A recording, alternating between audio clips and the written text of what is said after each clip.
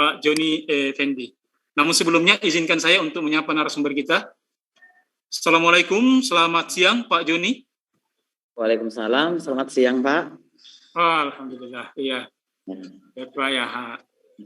Jadi ini lumayan sih Bapak Ibu peserta ini sedikit tadi agak sudah terbebani dengan materi pertama. Jadi saya minta beliau-beliaunya untuk bisa melupakan sejenak untuk kemudian fokus pada materi kedua, yakni penyusunan karya tulis ilmiah yang insya Allah akan Bapak sampaikan. Untuk itulah mungkin lebih cepat lebih baik, maka dengan hormat kami persilahkan Pak Joni untuk bisa langsung mengambil alih. Silakan Pak. Baiklah, terima kasih sebelumnya Pak Moderator telah memberikan kesempatan saya untuk sedikit memaparkan ya. Di sini saya bukan sebagai narasumber, tapi mungkin Bapak Ibu kita di sini sekedar berbagi ya Bapak Ibu ya. Kemungkinan saya belajar lebih duluan dari Ibu atau kita sama-sama belajar lebih mendalami, itu saja Bapak Ibu. Oke, sebelum saya lanjut Bapak Ibu, apakah suara saya terdengar dengan jelas dan materi saya? Sudah cukup jelas, materi pun sudah tertampil. Ya. Sedikit ini menambahkan Bapak Ibu sesuai dengan ininya surat yang disampaikan oleh PMP kemarin itu di sini saya akan menyampaikan tentang PTK dan juga penulisan karya ilmiah itu sendiri. Oke Bapak Ibu, sebelumnya di sini Bapak Ibu perkenalkan nama saya Joni Effendi ya. Alhamdulillah saya dari Universitas Borneo Tarakan sejak 2017. Dan saya aslinya dari Sumatera Selatan, yaitu Palembang. Jadi kalau Bapak Ibu yang daerah Lampung dan Palembang sekitarnya, salam kenal semuanya ya Bapak Ibu. Oke, baik Bapak Ibu. Educational development. Kalau saya mengambil temanya itu educational development, berarti di sini development itu berarti mengembangkan. Sekolah kita yang sudah ada kondisinya seperti saat ini, kita kembangkan lagi sehingga tingkat capaian atau mutu atau kualitas pendidikan kita itu lebih optimal lagi. Nah, sebelum kita lanjut Bapak Ibu, mungkin salah satu atau salah dua dari Bapak Ibu, kira-kira Bapak Ibu, ketika kita berbicara tentang pendidikan, apalagi berarti kita adalah penyelenggara pelayanan pendidikan itu sendiri. Kita berharapnya kalau kita sebagai pendidik Bapak Ibu, apa sih yang diharapkan Bapak Ibu terhadap siswa Bapak Ibu? Mungkin salah satu silakan Pak Haryanto Bulungan mungkin atau Bu Umi Kulsum silakan. Atau Bu Endang silakan Bu Endang, kayaknya Bu Endang sudah siap nih. Ya, silakan Bu Endang.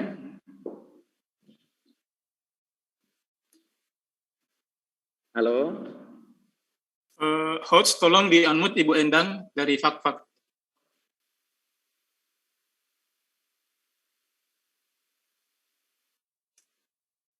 Host, tolong Ibu Endang di-unmute. Ibu Endang Sersiani dari Manfak-Fak. Silakan. Oke, silakan Bu Endang. Ya Pak, mohon maaf bisa diulang tadi. Iya, kalau kita di dunia pendidikan berarti kita kan penyelenggara pendidikan Ibu gitu kan. Nah, sebagai guru atau pendidik kalau kita memposisikan diri kita ya, kira-kira yang diharapkan Bapak Ibu sebagai pendidik kepada siswanya apa Bu? Saya sebagai pendidik yang harapan saya itu adalah anak-anak didik saya itu menjadi orang. Dalam arti menjadi orang itu dia dapat berguna dan bermanfaat dimanapun dia bisa dimanapun dia berada dengan ilmu apapun dia punya. Seperti itu salah satunya. Jadi salah satu yang kita ini kan adalah akhlak. Kalau untuk masalah ini itu masing-masing orang beda. Tapi kalau karakter misalkan jujur apa itu yang kita tanamkan lebih. Karena mohon maaf, kebanggaan seorang guru itu tidak ada lain dan tidak ada bukan bila mana dia sudah lulus, sudah dimanapun dia masih assalamualaikum ibu, assalamualaikum bapak guru. Itu yang saya inginkan dan itu saya tanamkan ke anak didik saya bahwasanya tidak usah mandang yang lain. Itu karakter yang harus kita inginkan. Dan pastinya ilmu yang bermanfaat dari kita yang kita berikan. Jadi saya anak-anak bilang, kalau kalian ingat dengan Bapak Ibu guru, entah dari SD, SMP, SMA, aliyah ini, tolong sisipkan satu Al-Fatihah untuk beliaunya. Itu yang saya inginkan. Jadi karena ilmu yang bermanfaat yang akan kita pakai, yang kita buat model nanti di akhirat nanti. Itu yang mungkin saya inginkan. Terima kasih. Assalamualaikum. Terima kasih Bu. Oke Bu. Lanjut ya Bu ya. Nah Bu, harapan Ibu kan begitu gitu kan. Berharapnya karakteristik siswa itu istilahnya lebih baik lagi. Tidak hanya di jenjang pendidikan tetapi sampai kapanpun gitu ya Bu ya. Nah kira-kira apa sih yang sudah dilakukan Bu supaya apa yang menjadi cita-cita atau keinginan kita tadi terhadap siswa tadi dapat terwujud Bu? Salah satu yang langkah-langkahnya memberi contoh Pak. Memberi contoh.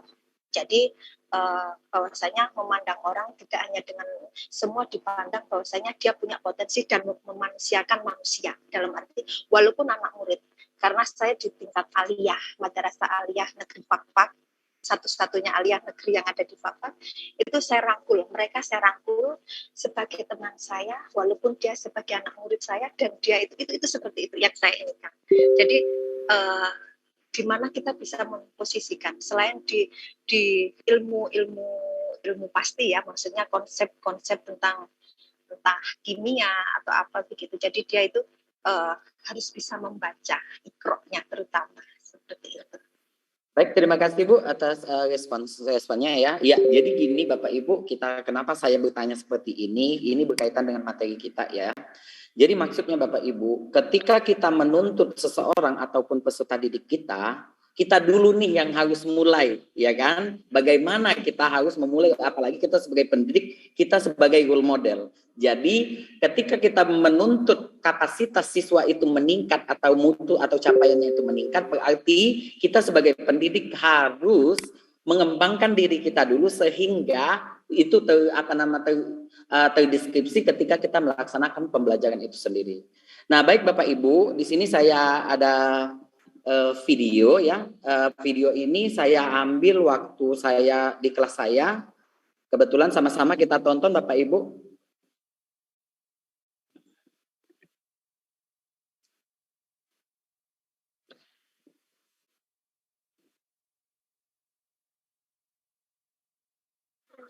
It's not like a fighting. It's more like a competition. You can learn a new thing. This is so much fun.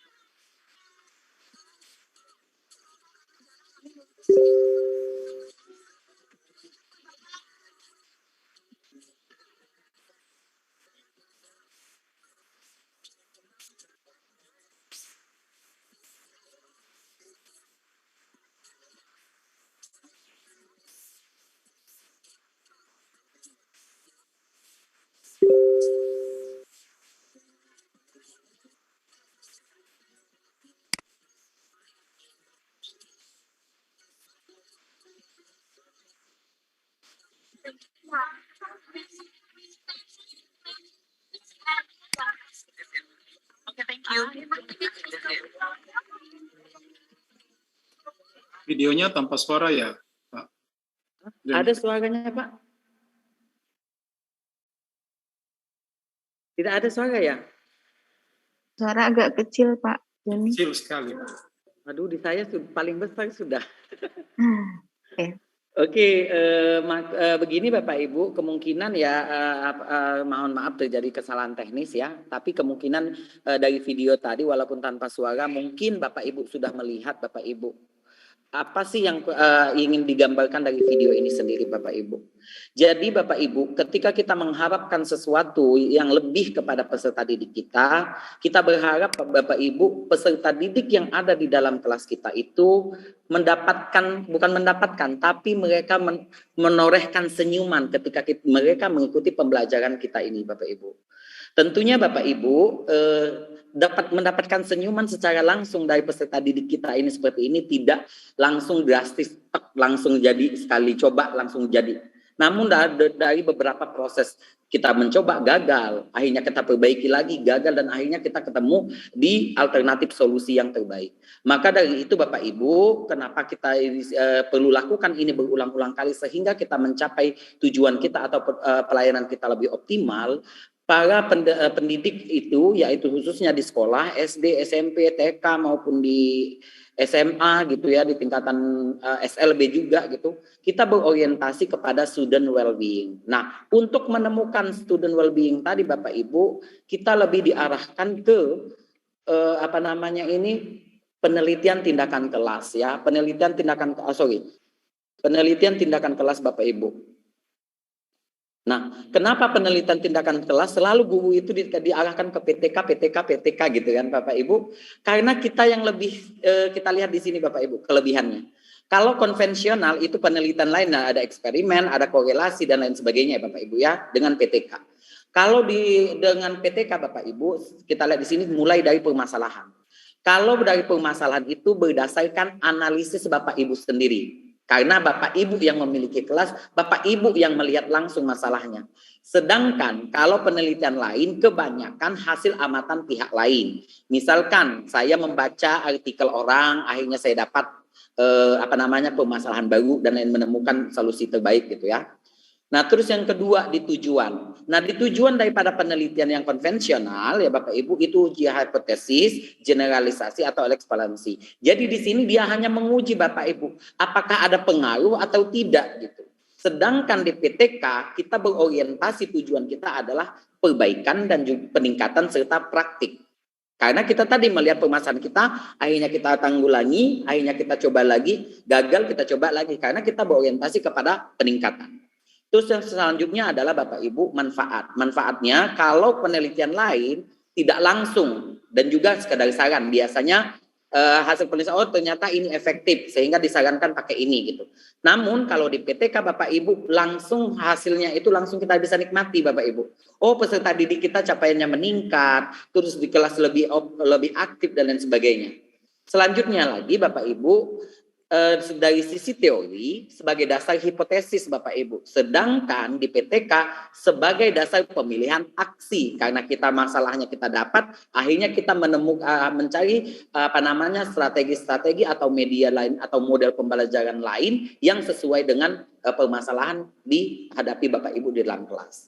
Selanjutnya lagi dari metode cenderung linear, analisis setelah data terkumpul. Nah, kalau penelitian lain Bapak Ibu, dia misalkan kalau eksperimen dia pretest dulu, terus dia lakukan intervensi ya selama beberapa pertemuan, misal 8 kali gitu. Setelah di akhir dia proses baru dianalisis data. Nah, sedangkan kalau di PTK itu di saat proses. Jadi kadang yang pertama itu persiapan, terus pelaksanaan, yang ketiga itu revisi atau perbaikan. Dari sinilah, mulai dari proses inilah kita mulai memonitor dan juga mengobservasi. Nah, setelah itu kita analisis dan juga kita refleksi. Sehingga apa hasilnya, apakah kita harus perbaikan lagi atau kita selesai gitu. Sehingga di situ ya Bapak Ibu. Sehingga belum selesai penelitian PTK kita sudah tahu harus ngapain-ngapain karena kita memiliki data yang valid. Itulah kenapa Bapak Ibu bukan rata-rata, sebagian besar guru-guru itu diarahkan ke PTK karena berorientasi kepada peningkatan mutu. Ya. Jadi dari perbandingan ini Bapak Ibu, kalau bisa kita definisikan menurut Manfra 2019, Bell dan Average 2014 bahwasannya PTK itu adalah penelitian yang sistematik dan juga dengan intention. Jadi intention ini dengan niat kita untuk memperbaiki tadi Bapak Ibu terkait permasalahan yang terjadi di keseharian kita. Nah, sebagai penelitinya otomatis kita timbul pertanyaan dari masalah tadi dan mencari jawaban untuk pertanyaan masalah tadi. Sehingga masalah yang sering kita hadapi ini dapat tertanggulangi. Lebih kurangnya seperti itu Bapak Ibu kalau di PTK ya. Oke Bapak Ibu, kalau memang ada pertanyaan ya boleh raise hand ya Bapak Ibu, kalau di raise hand saja supaya jangan jangan di akhir baru ngumpul semua dah apa-apa ya. Selanjutnya Bapak Ibu, ciri-ciri PTK itu adalah yang pertama development oriented, berarti berorientasi kepada pengembangan. Berarti satu, kegiatannya nyata untuk peningkatan mutu, yang kedua tindakannya sangat variatif. Karena itu tadi Bapak Ibu, karena analisis itu terjadi saat proses sehingga kemungkinan variasi penanganan itu akan sangat besar terjadi. Selanjutnya lagi memiliki pedoman tertulis. Nah, unjuk kerja siswanya seperti apa, penelusuran prosesnya seperti apa, contohnya instrumen ya, pengamatannya, observasi, refleksi, penilaian dan lain sebagainya. Terus juga lembaga refleksinya juga harus ada. Di selanjutnya itu Bapak Ibu data premier. Data premiernya ini adalah yang pertama itu Bapak Ibu hasil refleksi sebagai dasar perencanaan, yang kedua data capaian siswa pada saat di tindakan pertama. Nah, dan memiliki syarat utama Bapak Ibu PTK ini itu syaratnya adalah terdapat target. Nah, target ini terukur Bapak Ibu. Maksud daripada target ini kalau dibanding penelitian lain dia hanya melihat apakah ada pengaruh atau tidak. Tetapi karena PTK ini berorientasi kepada peningkatan, otomatis kita harus memiliki target sehingga kita bisa mengukur tercapai atau tidak. Salah satu contoh Bapak Ibu targetnya misalkan nilai capaian siswa di mata pelajaran A, materi B, minimal tuntas KKM sebanyak 75%. Misal, jadi kita punya target itu Bapak Ibu. Nah, dari situ kita akan lihat di tindakan pertama apakah siswa sudah mencapai atau belum. Kalau belum mencapai, akhirnya kita perbaiki lagi. Itu maksudnya Bapak Ibu ya.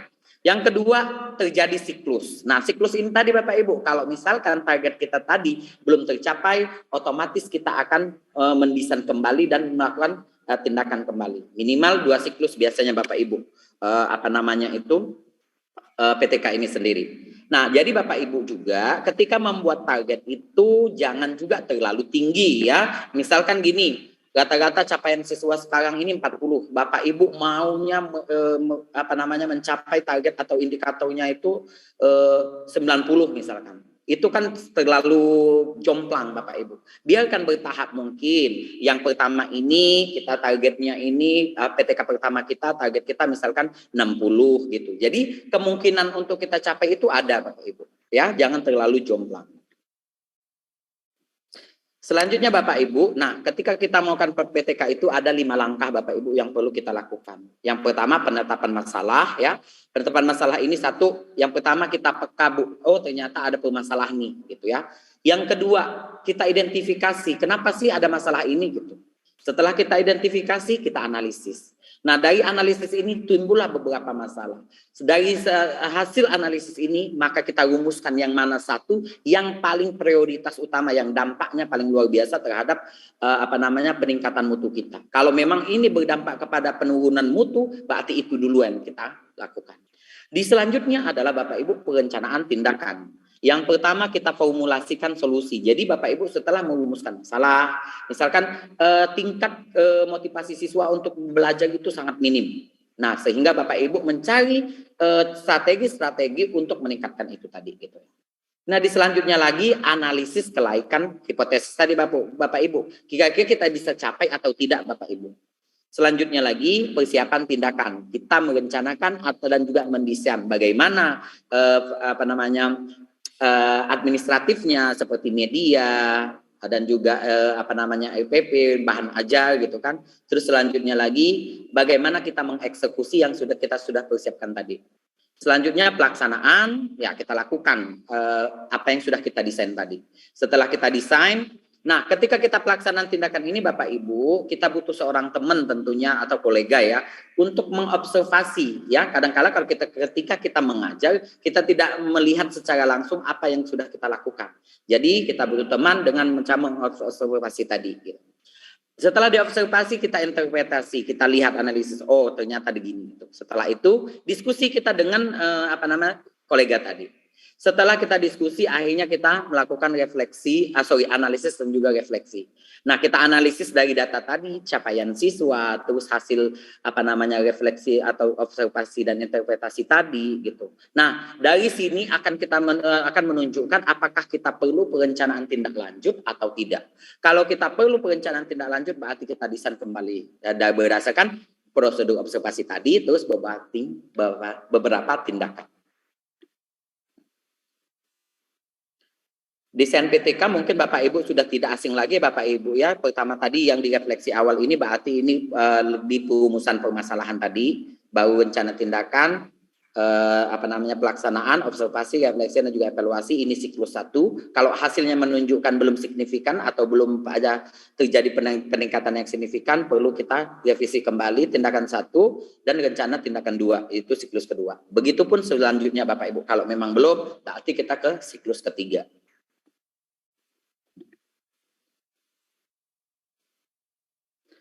Nah Bapak Ibu, karena kita sudah membahas PTK, walaupun kita tadi bahasnya itu kelebihan-kelebihannya sungguh luar biasa dibanding penelitian lain, tentunya mungkin kita akan membahas sedikit ya Bapak Ibu di sini, yaitu tentang keunggulannya. Ya, keunggulan tadi sudah dibahas, yaitu praktis dan langsung relevan dengan situasi, jadi situasional Bapak Ibu.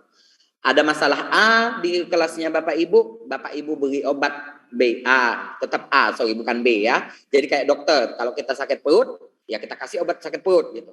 Selanjutnya lagi, kerangka kerja teratur. Karena kita tadi sudah punya instrumen, apa saja kita desain. Selanjutnya lagi, berdasarkan hasil observasi nyata atau objektif. Jadi, seperti yang saya sampaikan tadi, situasional. Siswa kita sakit perut, ya kita kasih obat sakit perut. Gitu.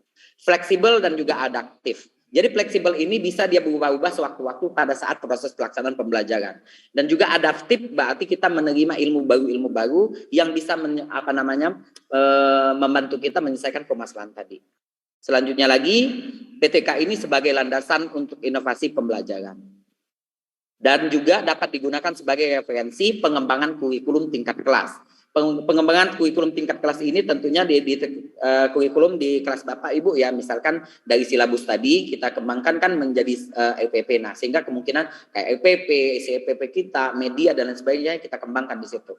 Selanjutnya peningkatan kepekaan atau profesionalisme guru. Oke, jadi dari sini Bapak Ibu, karena Bapak Ibu sering melakukan PTK, otomatis Bapak Ibu selalu mendapatkan hal-hal yang baru. Ada masalah ini, Ibu langsung adaptif, langsung responsif terhadap ini. Sehingga kemampuan Bapak Ibu, di sini mohon maaf Bapak Ibu, profesionalisme guru berbeda dengan kompetensi profesional ya Bapak Ibu. Kalau dia profesionalisme guru berarti semua kompetensi dari pedagogik dan juga profesional dan lain sebagainya. Nah, sedangkan di kelemahannya Bapak Ibu kurang tertib ilmiah karena berorientasi kepada validitas internal. Nah, kadang-kala Bapak Ibu ketika Bapak Ibu melakukan perencanaan instrumennya, desain instrumen dan juga desain tindakan tadi, kadang-kala kita hanya berdiskusi kepada teman sejawat kita atau kolega kita yang sesama satuan pendidikan. Alangkah lebih baiknya Bapak Ibu, berarti kita tahu nih dari kekurangannya di sini. Berarti Bapak Ibu boleh meminta bantuan kepada profesional yang di bidang sama-sama di bidang kita ya. Misalkan pendidikan gitu ya. Selanjutnya itu tujuan penelitiannya bersifat situasional. Kalau saya lebih ke ini walaupun disebut kelemahan, tetapi ini bukan merupakan kunci utamanya Bapak Ibu ya. Justru ini kelebihannya. Terus selanjutnya lagi sampel terbatas sehingga kurang representatif dan juga kontrol terhadap variabel bebas sangat sedikit. Jadi maksudnya Bapak Ibu di sini, ketika misalkan kelas 7 di sekolah SMP di mana tadi ada Tanjung Selo misalnya gitu Bapak Ibu ya. Yang kelas 7-nya itu misalkan ada 6 rombel. Nah, sedangkan Bapak Ibu yang melakukan PTK itu di kelas 7A misalkan. Berarti dari 7A sampai 7F ya Bapak Ibu. Nah, hasil dari penelitian PTK Bapak Ibu ini tidak bisa digeneralisasi Bapak Ibu. Misalkan, oh ternyata terjadi peningkatan menggunakan media A untuk siswa kelas 7 di siswa SMP kelas 7 Tanjung Selau misalkan kayak gitu. Nah, itu kan kalau dia kelas 7 Tanjung Selau, SMP Tanjung Selau, berarti Bapak Ibu antara kelas A, mulai dari kelas A sampai ke kelas F tadi, itu mendapatkan perlakuan, tetapi karena cuma satu maka tadi kita tidak bisa mengeneralisasi hasil penelitian kita. Kita tetap harus spesifik, yaitu di kelas berapa tadi, 7A misalkan. Seperti itu Bapak Ibu. Oke, baik Bapak Ibu, kalau ada pertanyaan dipersilahkan ya. Belum? Oke. Nah, selanjutnya Bapak Ibu, yang perlu Bapak Ibu perhatikan ketika akan melaksanakan PTK, ya, yang pertama itu jangan memilih masalah yang tidak Bapak Ibu kuasai. Misalkan nih, kita sebagai pendidik nih, nah kita akan berhubungan dengan karakteristik yang masalah utama mereka ini adalah karakter siswa itu tergolong misalkan di yang disorder behavior, misalkan kayak gitu Bapak Ibu. Itu kan di luar kapasitas kita Bapak Ibu. Nah, maka mungkin kalau Ibu sendiri itu tidak akan optimal hasilnya, sehingga mungkin kalau istilahnya kalau dokter itu terjadi malpraktik Bapak Ibu. Jadi kalau memang Bapak Ibu mau mengambil masalah ini karena menurut Bapak Ibu masalah inilah menjadi tolak ukur utama capaian pembelajaran Bapak Ibu, maka Ibu bekerja sama dengan orang yang profesional. Misal kalau di sekolah itu sendiri misalkan guru BK misalkan satu, atau enggak kita punya kenalan, otomatis kan kita sama guru ada kenal guru gitu. Yang paling mudah sekali Bapak Ibu biasanya di SLB Bapak Ibu. SLB itu punya biasanya guru psikologi. Nah, kita bisa bekerja sama dengan guru tersebut sehingga walaupun itu bukan background kita tidak akan tetap kita akan bisa melakukannya karena kita dengan bimbingan dan juga berdiskusi dengan teman yang profesional tadi. Selanjutnya lagi, ambil topik yang skalanya kecil dan relatif terbatas. Jadi gini Bapak Ibu, karena di sini PTK itu kan dia itu dilakukannya tindakan itu untuk satu siklus bisa tergantung Bapak Ibu. Kalau memang mau melihat satu materi berarti beberapa kali pertemuan, gitu kan. Nah, jadi jangan terlalu luas gitu ya, jangan terlalu besar juga target yang Bapak Ibu akan capai dan juga topiknya jangan terlalu lebih spesifik lagi. Yang ketiga, pemilihan masalah itu sesuai kebutuhan siswa. Itu tadi yang saya sampaikan bahwasannya situasional. Siswa sakit perut, ya kita kasihlah obat sakit perut. Jangan kasih obat sakit kepala. Uang sudah habis, penyakit tidak sembuh. Begitu juga Bapak Ibu, ketika kita pemilihan masalahnya itu tidak sesuai dengan kondisi siswa, maka kita sudah menginvestkan waktu dan tenaga kita, tetapi hasilnya tidak ada dampaknya. Selanjutnya lagi berkolaborasi. Nah, berkolaborasi ini Bapak Ibu tentunya akan memudahkan kita untuk memvariasikan dan juga menemukan alternatif solusi terbaik untuk permasalahan kita tadi. Karena ibarat kata kalau satu warna dia cuma polos, tapi kalau berwarna dari beberapa pemikiran itu akan lebih indah dan juga lebih bagus kalau di dalam penelitiannya. Nah, terus lagi yang terakhir Bapak Ibu, itu kaitkan PTK dengan prioritas rencana pengembangan sekolah. Jadi kita lihat dulu nih tujuan sekolah, visi dan misi sekolah kita apa gitu kan. Terus kita kaitkan Bapak Ibu dengan misi kita, tujuan sekolah kita tadi. Dan juga ada programnya, kalau bisa kita integrasikan. Jadi beberapa kegiatan atau beberapa tujuan bisa kita capai bersama dalam satu kegiatan. Ini maksudnya Bapak Ibu. Baik, kita lanjut Bapak Ibu. Nah, Bapak Ibu, kira-kira menurut Bapak Ibu dari 4 judul di sini, kira-kira mana nih sih judul PTK Bapak Ibu? Yang pertama ini ya, ini, kedua ini, 3 ini, keempat ini. Silakan Bapak Ibu, siapa mungkin yang bisa ini? Co-host tolong dipilihkan salah satu peserta mungkin atau 2 gitu. Atas nama siapa? Sembarang, terserah co-host yang mana nih supaya bergiliran.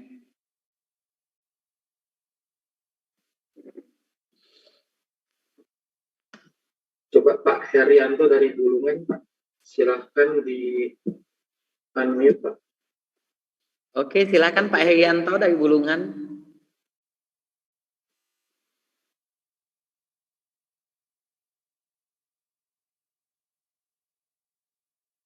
Halo Pak Herianto. Atau Bu Darnawati. Ya, Assalamualaikum ya. Oke, silakan Pak. Kenapa Pak? Iya Pak, menurut Bapak nih, Bapak sudah berapa kali melakukan penelitian tindakan kelas Pak? Sering Pak. Alhamdulillah, sudah sering ini ya Pak ya, berarti mungkin ini bukan permasalahan yang signifikan ya bagi Bapak. Menurut Bapak nih Pak, dari 4 judul ini gitu ya, yang mana nih yang menunjukkan bahwasannya penelitian dari judul ini penelitian tindakan kelas? Mulai dari yang pertama ini, kedua ini, ketiga yang penerapan project based learning, yang keempat itu hubungan antara kebiasaan belajar dan capaian belajar siswa. Menurut Bapak dari 4 ini yang mana nih kira-kira judul dari penelitian tindakan kelas? Yang peningkatan motivasi belajar Pak.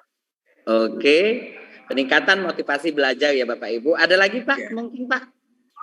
Penerapan PBL. Oke, kalau yang pengaruh itu bukan termasuk Pak? Bukan, karena menurut yang Bapak jelaskan tadi, pengaruh itu bukan PTK. Begitu pula hubungan antara itu bukan PTK. Oke, terima kasih Bapak ya. Ya alhamdulillah ya Bapak. Terima kasih atas responnya ya, betul sekali Bapak Ibu. Jadi kita dari judul saja kita sudah bisa melihat yang mana PTK, yang mana bukan ya Bapak Ibu ya. Kalau pengaruh berarti kita hanya melihat apakah dia ada pengaruh atau tidak gitu kan. Sedangkan di sini peningkatan juga penerapan itu berarti kita berorientasi kepada peningkatan tadi. Baik Bapak Ibu, di sini saya ada link ya Bapak Ibu, mungkin saya akan bagikan lewat chat box ya Bapak Ibu. Mohon kepada Bapak Ibu untuk membuat responnya ya Bapak Ibu. Sebentar.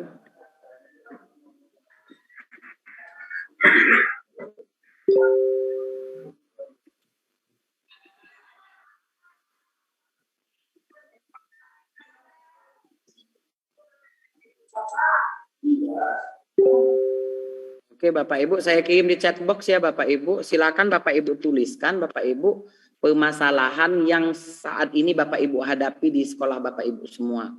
Nah caranya apakah terlihat di layar saya Bapak Ibu sebentar? Oke. Caranya ini di Padlet ya Bapak Ibu. Oke sebentar. Nah di sini ada tanda tambah Bapak Ibu di kanan bagian bawah. Tinggal add postnya. Tinggal Bapak Ibu tuliskan sekolah Bapak Ibu, misalkan SMPN,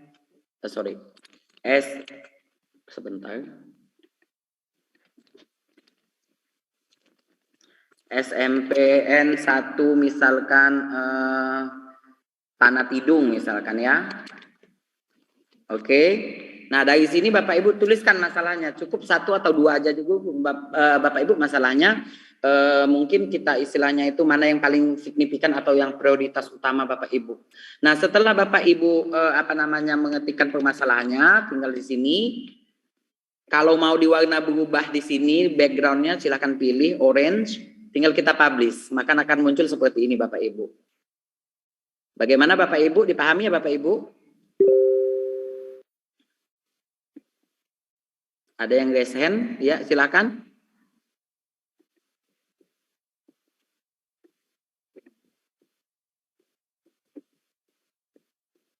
Silakan Bapak Ibu. Halo.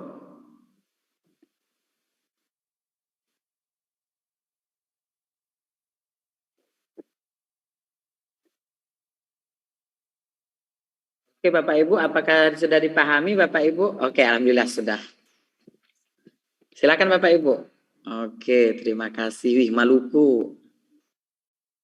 Oke, ini organ komring ilir ya? Halo, organ komring ilir. Sumatera Selatan. Iya, saya organ kemring ulu Pak, Campang 3.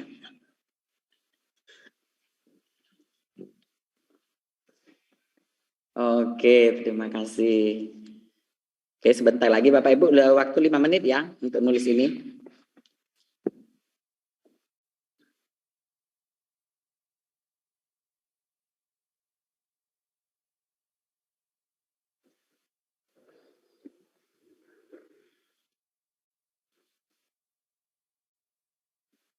Bapak Ibu kalau mungkin mau sambil minum enggak apa-apa ya.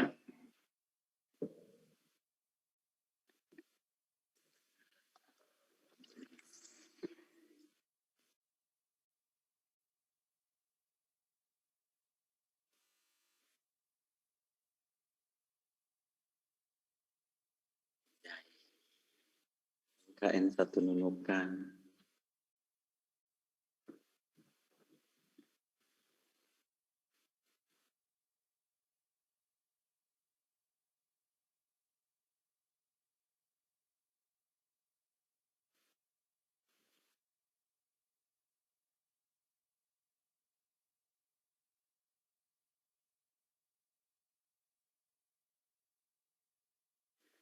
Oke, terima kasih Bapak Ibu sudah 5 menit ya. Mungkin nanti salah satu nanti kita baca ya Bapak Ibu, kita sama-sama. Mungkin co-host tolong di unmute Pak Muhammad Yusuf ya. Kita ganti-gantian ya. Sama Jayapura boleh deh, Suharni, Bu Suharni. Sama satu lagi, mungkin dari mana nih? Sebentar. Saya lihat dulu.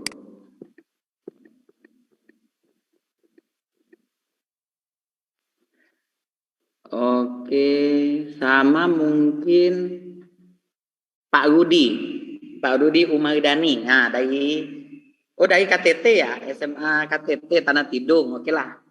Tolong host di unmute Pak Rudi, tadi siapa lagi ya lupa saya. Pak Muhammad Yusuf.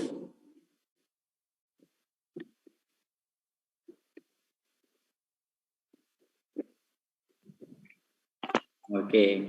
Assalamualaikum Pak Joni. Waalaikumsalam Pak, salam kenal Pak. Bapak dari mana Pak? SMP Negeri 1 Bunyu Pak. Oh Bunyu, dekat semua ternyata. Tetangga Pak. Oke, dari Bu Suharni satu lagi dari Jayapura tadi. Oke. Nah baik Bapak Ibu, sambil menunggu di unmute ya Bapak Ibu. Oke silahkan. Untuk Pak Muhammad Yusuf sama Pak Rudi dan Bu Suharni, kita pilih salah satu ya Bapak Ibu, mana nih permasalahan yang paling kita akan bicarakan, paling menurut Bapak Ibu signifikan lah. Motivasi, Pak. Motivasi belajar siswa, berarti minat belajar siswa sangat menurun di masa pandemik ya Bapak Ibu. Betul sekali, Pak. Oke. Setuju Bu Suharni? Setuju Bapak. Alhamdulillah. Tadi Pak Rudi mana Pak? Iya Pak, hadir Pak. Iya, bagaimana setuju kita akan bahas terkait dengan minat belajar siswa yang rendah?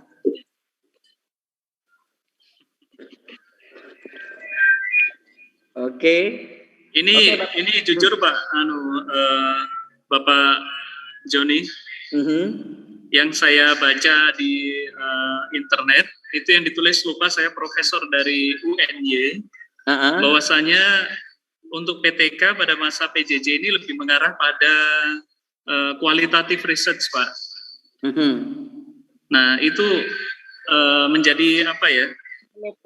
Pemikiran saya bagaimana kita dari data utama yang harusnya prestasi pendidikan, sekarang kita mengarah ke kualitatif research. Padahal setahu saya kalau kualitatif research, instrumen utamanya itu banyak sudah familiar pada guru-guru BK Pak gitu. Makanya tantangan ini Pak. Siap. Oke Bapak Ibu, karena enggak di sini juga terima kasih Pak atas ininya. Kenapa di sini saya cuma mau sebagai contoh saja Bapak Ibu, bukan berarti kita akan melakukan penelitian tentang motivasi ini tadi gitu kan. Yang mana paling berdampak. Sebenarnya begini Bapak Ibu, Mohon maaf Pak Muhammad Yusuf dan Bu Suhani ya, saya merespon dulu tanggapan dari Pak Rudi tadi bahwasannya profesor itu mengarahkan lebih ke kualitatif ya Bapak Ibu. Itu sih kan arahan Bapak Ibu, bukan suatu kewajiban gitu. Karena kita berorientasi kepada mutu, boleh saja itu sebagai kalau kualitatif itu Bapak Ibu adalah kita membuat teori baru, landasan teori baru gitu Bapak Ibu. Kalau kita tetap di masa pandemik ini, tetap Bapak Ibu boleh melakukan PTK Bapak Ibu. Karena Bapak Ibu melihat hasilnya ini sangat signifikan menurun, learning loss. Makanya salah satunya mungkin yang kayak kita perhatikan dulu Bapak Ibu, bagi siswa, kenapa siswa-siswa ini tidak aktif di kelas online gitu. Oh ternyata dia tidak ada ininya, karena kita sudah tahu permasalahannya. Akhirnya beberapa sekolah itu mengadakan kunjungan ke rumah siswa untuk melakukan pembelajaran tetap muka atau pembimbingan tetap muka tadi Bapak Ibu. Itu sudah termasuk PTK juga Bapak Ibu. Jadi ketika Bapak Ibu berorientasi kepada peningkatan mutu dengan mencoba berbagai cara, itu sudah PTK Bapak Ibu. Jadi tidak mesti kita di masa pandemi ini kita harus kualitatif, tidak. Kita boleh tetap. Salah satu contoh misalkan Bapak Ibu, selama ini kita tidak menggunakan pembelajaran online yang menggunakan platform atau lain sebagainya. Biasanya misalkan ya kita memberikan materi itu melalui WA gitu kan. Nah, mungkin sesekali kita boleh pakai materinya itu misalkan tertulis gitu. Nah, boleh coba-coba kalau mereka tertulis kan mungkin mereka tidak baca. Coba cari video. Walaupun Bapak Ibu tidak membuat video itu sendiri, boleh menggunakan video dari manapun Bapak Ibu seperti YouTube atau lagi sekarang ada di akun belajar ID-nya Kemendikbud kan ada di situ. Nah, jadi boleh Bapak Ibu ya. Jadi strategi Bapak Ibu yang Bapak Ibu gunakan dalam mengelola pembelajaran untuk peningkatan kualitas pembelajaran itu namanya PTK. Jadi tidak mesti apa yang disarankan oleh profesor itu bukan bulat-bulat serta-merta itu adalah firman yang tidak bisa kita kita bantah gitu Bapak Ibu. Jadi kembali ke kita sendiri Bapak Ibu. Namun sesekali boleh-boleh saja kalau memang mau pakai kualitatif boleh, silahkan saja. Tidak apa-apa. Bagaimana Pak Rudi? Ya Pak, dapat Pak poinnya Pak. Ya. Jadi intinya kita bisa terapkan deduktif dan induktif Pak ya di sini Pak ya, atau kombinasi begitu. Betul sekali Pak. Intinya. Tapi untuk konklusinya bagaimana Pak? Dalam artian konklusi yang secara klasikal kita ambil berdasarkan kelas single responden penelitian single kelasnya itu dalam artian kita berikan konklusi di mana kadangkala itu anak itu tidak semuanya aktif secara sama equal gitu Pak. Keterlibatannya aktif 100%, nah seperti itu Pak. Masalahnya mungkin seperti itu Pak. Oke. Untuk tantangan PTK-nya Pak. Oke, tantangan PTK-nya siswanya udah aktif. Nah, berarti bagaimana nih? Sudah tahu nih kita masalahnya di mana. Kita cari dulu akar masalahnya Pak. Kira-kira kita refleksi bagaimana kita mengelola kelas. Bagaimana kita menyajikan materi. Mungkin kita refleksi diri kita dulu Bapak Ibu ya. Oh ternyata kita begini. Akhirnya kita coba cara A. Begitu Bapak Ibu. Jadi dicoba cara A, peningkatan partisipasi siswa di dalam pelaksanaan di dalam proses pelaksanaan pembelajaran. Itu mungkin salah satu judulnya. Nah, sehingga setelah Bapak Ibu coba, oh ternyata saya kurangnya kelas saya kurang begini deh, materi saya misalkan selalu berorientasi kepada buku misalkan. Coba deh saya pakai video nonton, kita pakai proyektor kah atau cukup pakai laptop saja, nonton sama-sama di kelas gitu kan. Akhirnya Bapak coba gitu. Setelah Bapak coba apa sih hasilnya gitu kan? Apakah siswa lebih aktif atau tidak gitu, ya kan? Nah, setelah itu kalau memang belum optimal, nah berarti saya lupa. Target Bapak, misalkan itu sekarang kondisinya yang aktif itu misalkan cuma 20%. Misalkan Bapak mau meningkatkan menjadi 60%. Nah, berarti Bapak lihat tuh yang pertama, tindakan pertama ini. Apakah dia sudah berhasil atau belum? Pak, belum mencapai hasilnya nih, hasil observasi kami dan refleksi gitu. Berarti Bapak pikirkan lagi, ya apa lagi nih yang perlu dipakai untuk di tindakan kedua. Itulah terjadi siklus ya Bapak Ibu ya. Yeah. Oke. Kalau di kesimpulan nanti kita di artikel itu nanti kita sampaikan di pembahasan. Baik Pak, terima kasih Pak.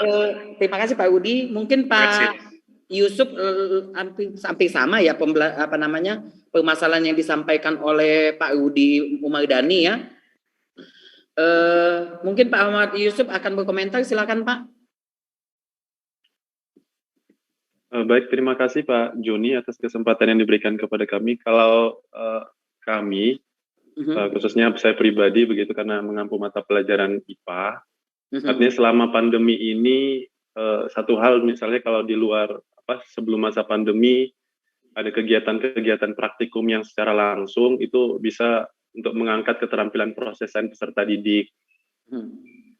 Jadi bagaimana keterampilan sederhana lah mengukur, kemudian mereka mampu berkomunikasi, memprediksi dan seterusnya, menginterpretasi. Namun setelah kita belajar secara pandemi ini kan terkesan untuk KPS-nya peserta didik ini agak rendah. Makanya sebenarnya juga saya sepakat dengan yang disampaikan Pak Joni tadi, meskipun sebenarnya kita melalui proses pembelajaran daring, kegiatan praktikum itu juga ternyata bisa dilakukan. Bahkan kegiatan berkelompok di dalam kegiatan praktikum itu juga bisa dilakukan. Dengan cara apa? Mungkin salah satu metode model yang biasa digunakan atau bisa digunakan adalah project based learning. Jadi mohon tanggapan barangkali dari Pak Joni kira-kira seperti apa? Apakah memang memungkinkan project based learning secara daring begitu anak-anak mengerjakan, bahkan presentasi pun kita bisa untuk mereka saling video call begitu nanti direkam dan dipresentasi hasil rekamannya itu dikirim kepada kita. Itu ini hanya gambaran-gambaran yang kami rasa memungkinkan untuk bisa jadi PTK begitu. Terima kasih Pak Joni atas kesempatan. Oke, terima kasih Pak. Mata pelajaran Bapak apa? IPA Pak, SMP. Nah, salah satu materinya apa Pak? Kalau IPA saya dibutuhan nih. Bisa pencemaran lingkungan, bisa juga kalau di materi semester 1 itu pemisahan larutan barangkali. Oke, pemisahan. Ada juga pencemaran lingkungan Pak. Kita bisa pakai untuk project base. Siap. Nah, salah satu pencemaran lingkungan mungkin Bapak Ibu project based learning-nya ya lingkungan sekitar siswa, mereka memvideokan bagaimana terjadinya pencemaran di lingkungan saya begini loh gitu. Silahkan. Terus mereka suruh cari tahu kenapa bisa terjadi. Akhirnya mereka kan itu.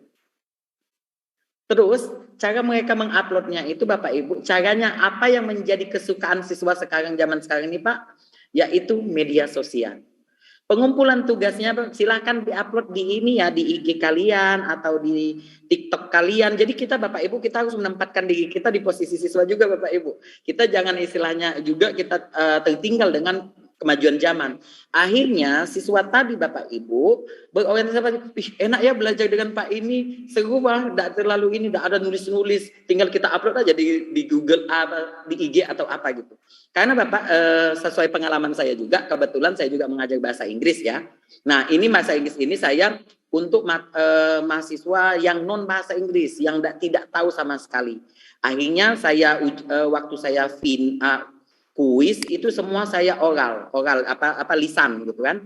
Nah lisannya tadi salah satunya saya kasih project mereka. Projectnya mereka silakan tentukan misalkan jurusannya perikanan gitu.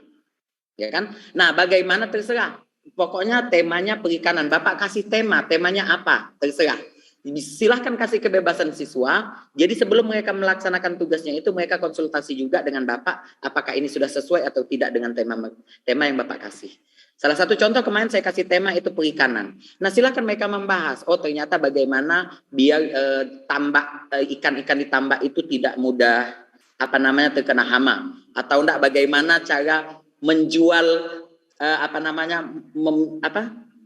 karena cewek-cewek banyak yang hobi masak Pak. Akhirnya bagaimana berkreativitas dia untuk menemukan menu baru dari ikan tadi. Silakan. Jadi kita tema kita tetap, tujuan kita tetap, namun kita cari dengan gaya mereka masing-masing. Silakan cari mereka kebebasan Bapak Ibu.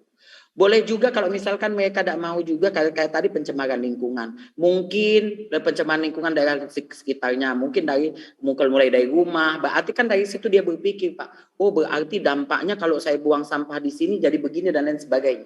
Itu yang kita harapkan Bapak Ibu. Jadi proyek yang simple tapi itu membuat mereka berpraktik, itu yang lebih membuat mereka lebih mendapatkan pembelajaran Bapak Ibu. Ketimbang kita selalu memberikan tes atau assessment itu Bapak Ibu tertulis. Itu. Kalau tertulis Bapak Ibu, biasanya mereka tidak, anak-anak sekarang sudah canggih. Mereka bisa copy paste dari manapun. Sehingga kadang-kadang waktu itu permasalahan yang terjadi ketika pelajaran online mereka bagus-bagus nilainya. Pas tatap muka ternyata jomplang gitu.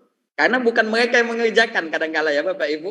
Itu. Jadi bagaimana caranya kita memberikan pembelajaran yang bermakna, namun terlihat di mata siswa itu simple. Itu saja yang dapat saya inikan Bapak.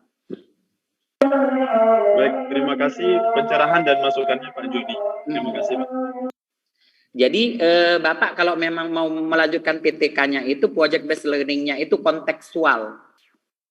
Ya, materi kontekstualnya. Jadi sesuaikan dengan kondisi siswa. Apalagi misalkan siswa yang hobinya apa gitu, kita pakai yang mana kita hubungkan dengan materi kita. Jadi mereka, karena gini, ketika siswa itu belajar dengan sesuai dengan keinginan mereka, sesuai dengan gaya belajar, sesuai dengan batas kemampuan mereka, Bapak Ibu, mereka akan lebih performnya lebih all out, lebih maksimal. Ketimbang kalau misalkan dia sudah disajikan materi yang bingung, akhirnya dia tidak tertarik. Itu. Jadi bagaimana kita menyajikan materi yang sulit terlihat sederhana di mata siswa. Itu saja. Terima kasih Pak. Terima kasih Pak. Terima kasih Pak Joni. Mungkin satu lagi tadi dari Bu Sartini Jayapura. Saya Jayapura ya tadi.